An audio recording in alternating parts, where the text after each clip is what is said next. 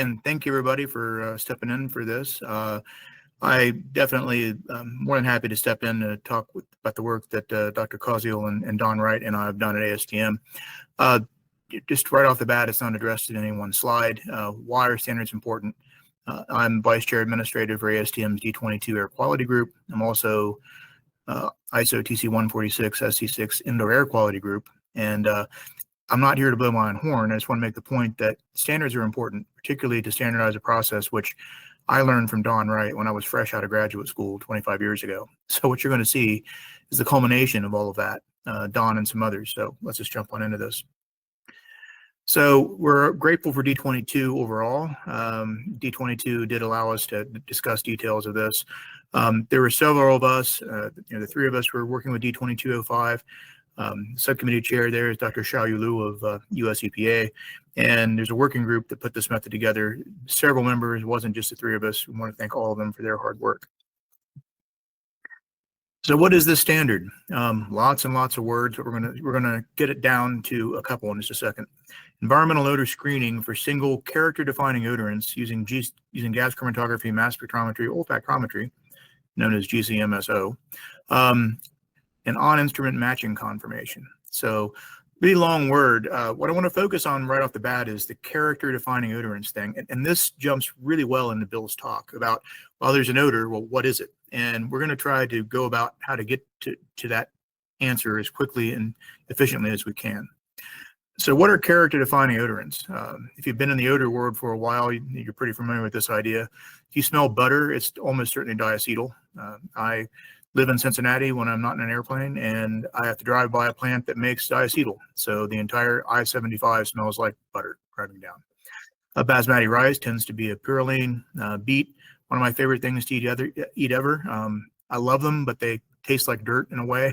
And that's because they have geosmin in them, which is terpene. So it makes sense. And mushroom is 1-octene-3-one. Unfortunately, and this is where we get into trouble with outside odorants. Sometimes you have one molecule that's responsible for a number of things. Cats have a unique amino acid that humans don't have, phelanine, and when it degrades, it makes what's called a cat P sulfide, which is very similar to what you find in the skunk musk, which is 3-methyl-2-butene-1-thiol. The same skunk taste, which some people love and some people absolutely hate in beer. And of course, it's also related to cannabis, which is timely since Bill just got done talking about it. And then to show you how drastically different experience is here and why the humans are important in this, the taco shell aroma, and I'm a big fan of tacos, I love Tex-Mex, 2-aminoacetophenone. It's also the same compound responsible for the downwind odor of a Mexican free-tailed bat colony. So those two things couldn't be, in my mind, at least any further apart. So what we're after is character-defining odor and examples here. We're not after characterizing the entire odor.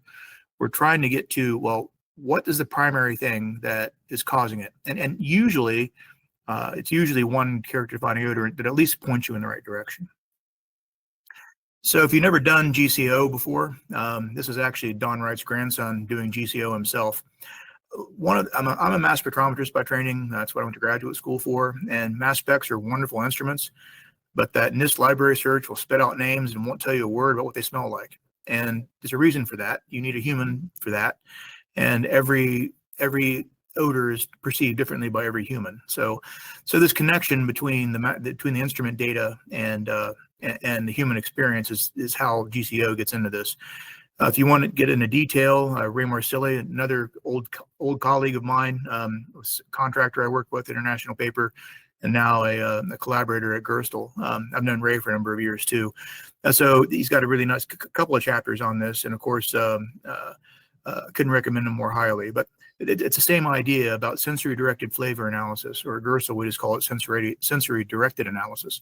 It looks really easy, right? I mean, just sit there with a nose and smell things.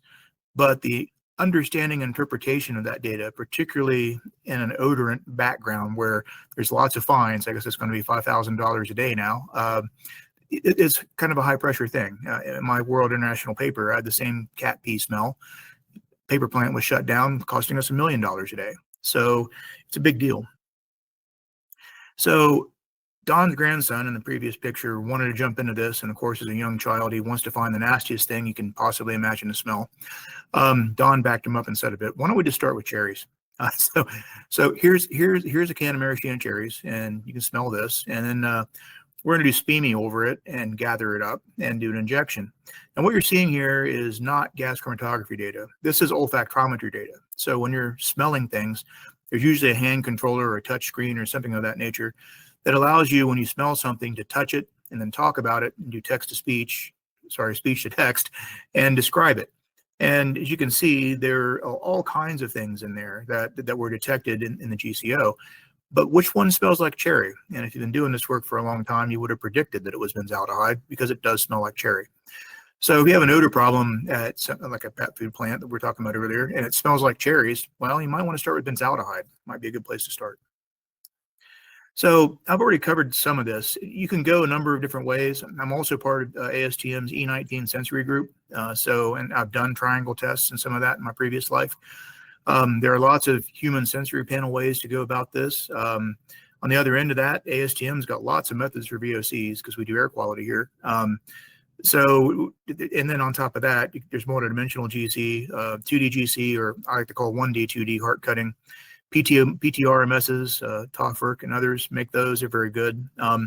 This sits right in between the two. So we're trying to connect the human experience to the instrumental data in a way that makes it meaningful. In this process, again, I learned this from Don 25 years ago, and a couple of my colleagues, international paper, probably 5 years before that. So this entire process is well known, and indeed, the reason to make it a standard is so it's not secret anymore. It's an ASTM standard now. So let's talk a little bit more about characteristic odors. An odor is probably a combination of things, but from a distance, the frontal boundary, which is the very first thing that reaches the nose, is probably what people are complaining about. And you have to start there. So you want to start there and move towards the odor source if you can. The odors, the perception of odor may change as you get closer to the source. That's fine, because in the end, it's a combination of a number of the overall odor is a combination, but it's that characteristic odor that's going to lead this process. And of course, that's usually downwind, right? So this whole concept exists outside, but of course, I'm an indoor air guy, so it exists inside as well. This is a schematic of a warehouse with a number of steel racks that had pallets on them. And this was a well-known customer complaint. Unfortunately, like everything in odor, can't disclose who it was. But when you walked into the room, it definitely had a very strong musty odor. And if you walked around, you could kind of figure out where it came from. And you got closer and closer, the odor got stronger. And then what's also known by odor people is that even if it is one compound, when it's stronger, it can smell better or worse than it did when it was weaker. So the description of the odor changes a bit, but in the end, you're led to one rack with one pallet on it. And pallets, as I can tell you from my previous experience, a new pallet that's on that rack was probably a living tree about 3 days before that. It was cut down, it was cut into pallets. The wood is wet, so they don't want mold growing on it, so they usually spray it down with a bleach solution. So now you have mold and chlorine, and making trichloroanisole and giving you that musty odor happens a lot, and pallet complaints are very common. So that's the background. To give you some idea of what the standard's all about. Sensory direct analytical approach. So we want to do rapid odor screening. We are not trying to characterize the full odor. We're not really going after concentration like DDO would. We're just trying to find what's everyone complaining about and where did it come from. And that's usually the character-defining low-hanging fruit odor that you're after. There may be other important odors in that, but let's get to the source first, and then we can characterize the entire thing. This method uses SPME as a sample introduction, so it's qualitative. We're going to end up modifying that later. I'll come to that at the end. But SPME is simple and easy to use, and it gives you a qualitative idea of what's going on out there and allows you to rank highest impact odorants. And I think, as we all know, sometimes the highest impact odorants are the smallest peaks in the chromatogram. So we're after those that give us the strongest human response, not necessarily the best instrument response. It is not a replacement for DDO or other odor measurement standards. It's complementary. It's a focused strategy to get to troubleshoot and get to the root of a problem more quickly than other techniques like DDO can take over. So, and after you do that, you can then confirm, you can reconstruct that odor. if you know that here's the odor sample and there were 6 things in it that we found, I can go out and buy those 6 chemicals, add them together and re-inject them and see if I get the same human response. So phase 2, which will start, I'll be leading this effort at ASTM in D2205. When you can't get a simple answer from SPME, we're going to widen this out to do other things like thermal absorption as a front end. And thermal absorption is quantitative. It allows you to sample a lot more air. We're also going to be working in some of the more advanced chromatography as well, particularly 1D, 2D. Very, very helpful in handling co-eluting peaks. So stay tuned. We're doing this next year. You might have an update about an expanded version of this method. Getting back to the synthetic odor matching concept, this was a direct environmental sample here where a number of peaks, valeric acid, guaiacol, cresol were found. Those are detected by the human. Look at all those other peaks though at 15 minutes and less. None of those had a characteristic odor. But a number of other things were found, and it turns out that there's also a few other things that weren't found in the original sample, like isovaleric acid, skatol, oh my, and butyric acid, also pretty rough. So it turns out that all those peaks are there in the original sample, and if you then create a synthetic sample by adding all these things together, you can verify that the sample response from the instrument was what you were looking for. So in summary, this new standard D8623 involves rapid screening for high odor impact, helps you find that low-hanging fruit that's at the source of the complaint. It's a qualitative approach. I also might want to point out it also doesn't care anything about safety. ASTM, we don't comment on whether or not something is safe to smell. However, if you're standing outside and smelling it, you're probably already being exposed to it, and the amount of nanograms you're going to get off the instrument is going to be much less of a problem. Let's just put it that way. It is not a replacement for DDO. It's merely a way to try to get to why people are complaining. And the method allows for confirmation of this character-defining odorant by basically recreating this with on-instrument odor matching. So it's has proven applicability to wide-ranging odor problems. I used it to solve problems with paper, you name it, copy paper, odor complaints from food packaging, and on and on. Other people like Don and Ray and Jacek been using this all over the place for all kinds of applications. We're getting this out in the standard because, as I said, people who do this work and they want to get to the source of the odor are never going to publish it. It's all under NDA. You're never going to be able to get a paper out on, hey, look at all this neat stuff I found by hunting down a pallet odor. You're not going to find it that way. You're not going to find the process that way. And the point of doing the standard was to get that process out there. And with that, that's basically what the standard's all about. And if you have any questions, I'd be happy to take them now. Great. Thank you, Kurt. That was really interesting to learn about this work that you've been doing because it's all pretty new to me. So, I'm checking the YouTube feed for comments, but there is a little bit of a delay, so there's none at the moment. While we're doing that, Ava, if you wanted to get your presentation loaded up, you can do that. Kurt, yeah, Ray Porter here. Where do you find someone who can do that? I would love to do more of that type of testing, but there's very few places that, have an odor port attached to their GCMS. There's actually more than you think, just that most of them are industrial sites. We at Gerstle, and that was like the first ODP port I used, and it's a huge part of our business. And every year there's a couple hundred of those things that go out in the world. So the question is more along the lines of who and where, not the instrument itself, not the what. There's plenty of ODPs out there. The key is finding contract laboratories that do it. And unfortunately, people that are very good at it, like Don's retiring, Ray Marsili is retired. So it's hard to find someone out there that does all that. I know our Gerstle's Baltimore lab does do some consulting work. We do sensory directed analysis there, and we train people to do that using different sample introduction and ODP on the back end. The other thing I'd point out is the other difficulty in this, if you do gas chromatography and you look at that ODP port and you think, wow, that's easy. It's a heated column with a nose cone on it. That part's the easy part. The hard part is the text to speech or speech to text, did it again, and the process for getting down to the source of the odor. So that's where all the expertise is, and it's out there. It's just you're not seeing it here in the environmental landfill gas kind of application. And I desperately want to change that. And hopefully that's something this ASTM standard lets us do too. At the very least, I'm going to be posting it all over LinkedIn at the end of this talk, so it'll get out there.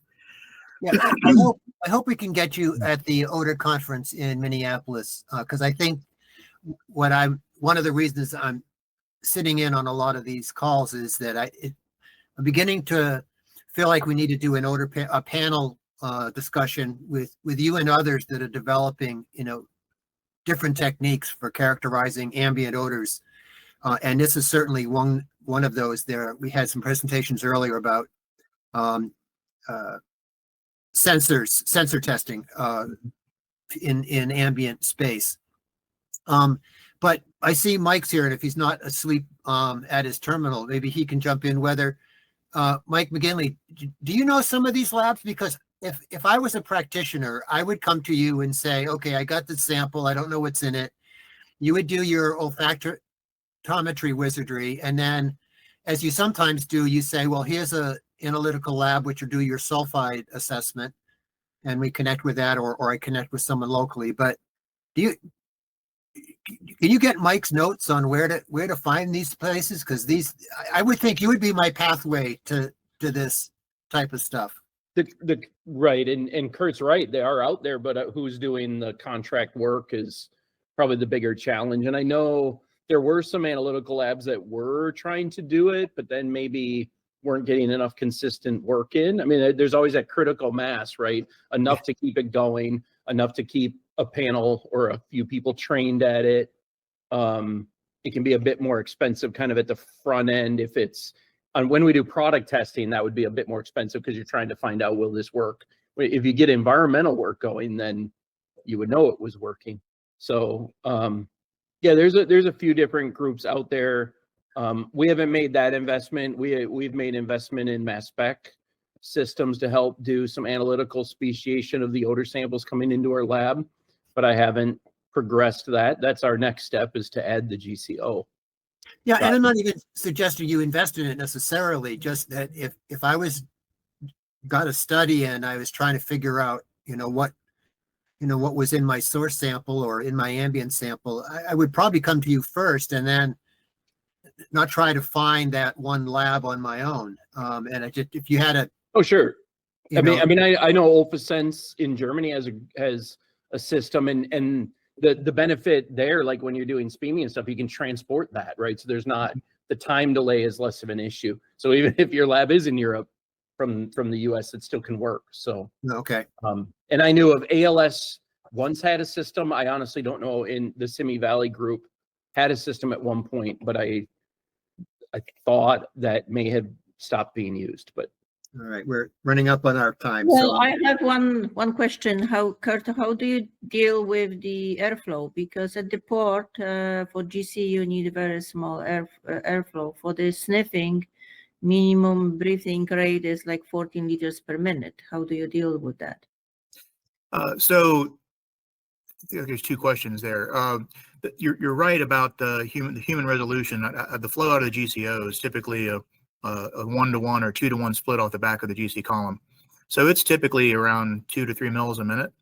And yeah, you have to adjust your breathing rate, and you can indeed miss things. If you're again, the magic is not in the port, it's being trained how to use it so you breathe correctly. And also so that your mind doesn't wander. And I've done these, you can imagine if you smell things, you got to be careful. But that's generally how it's done. And there's a makeup flow of humidified air that is added to this so you don't dry your nose out, because you don't want that to happen either. That changes your perceived notion of odor. So the flow of the column is one part, and then there's a adjustable flow of humidified air to make up for that. thank you. Thanks, everyone.